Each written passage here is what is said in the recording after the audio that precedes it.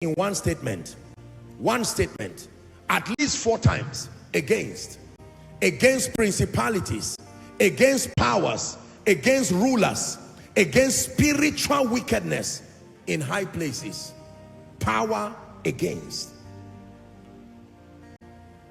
So it is an expression of God's power that empowers the believer to resist the operation of demonic spirits, the activities of evil men, and to counter satanic accusations.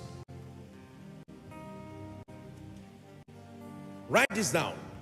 This is the dimension of power activated and released when you engage in warfare prayers.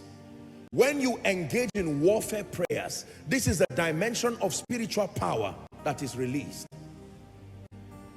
Power against.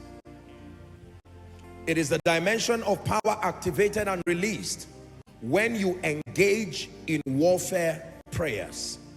Now, listen please.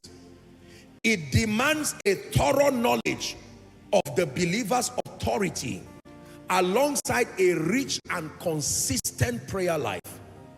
Activating and releasing this power demands a thorough knowledge on the believer's authority. If you want to release this power, it demands that you must have a thorough knowledge. Are we together?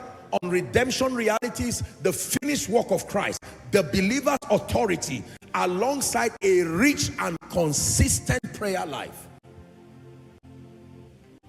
If your knowledge of the scripture, particularly the believer's authority, is low or zero, and your prayer life is inconsistent, you cannot release this dimension of power.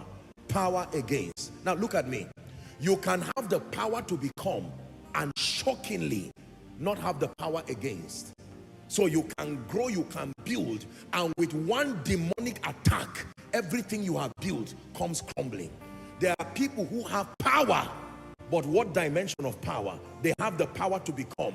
Everything grows, everything rises, and in one day, this one is an insurance system. It protects what has been built.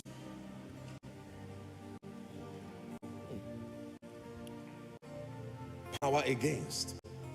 It demands a thorough knowledge of the believer's authority alongside a rich and consistent prayer life.